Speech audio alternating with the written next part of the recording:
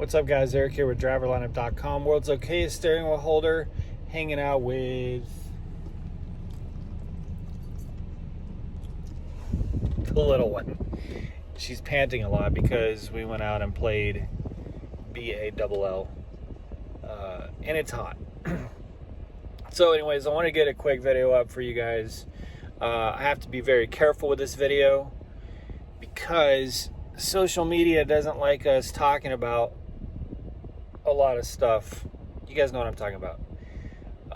I can't even mention a word, which is ridiculous. We literally can't even have a conversation with each other about certain topics, but whatever. So I'm not going to mention the word. You guys know what I'm talking about here.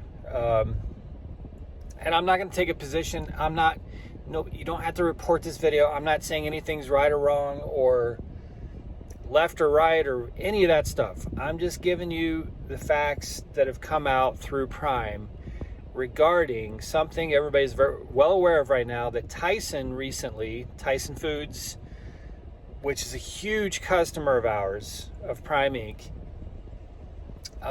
We give them a lot of capacity, thousands of loads every month. They recently made a policy that all employees, including independent contractors for their company as well as drivers, must have the shot.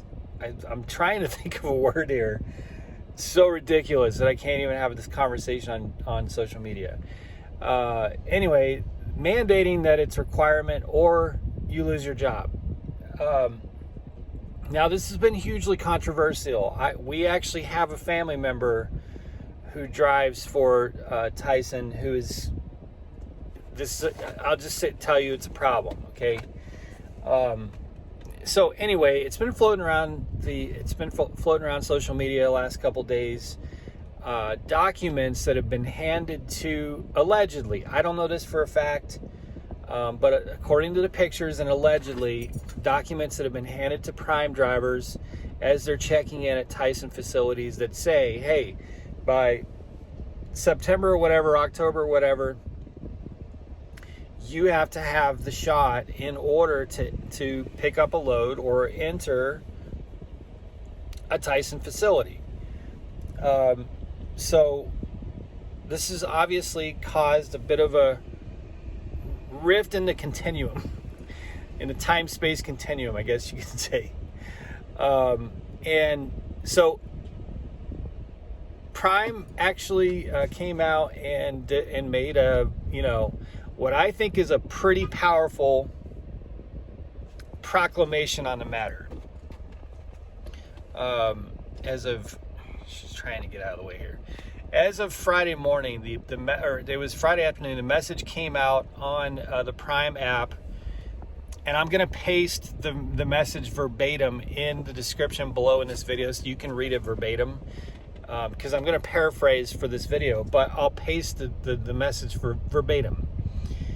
In the message, and it was signed by Rob Lowe, they made it abundantly clear, absolutely abundantly clear, that not only was Prime not going to mandate this medical procedure, coercion, whatever you want to call it, but that they had gotten confirmation from Tyson that Tyson was not going to force or attempt to force Prime drivers to have this procedure, medical coercion. I don't even know what to call it. This is how ridiculous YouTube is and social media. Like, I'm not taking a position with this video.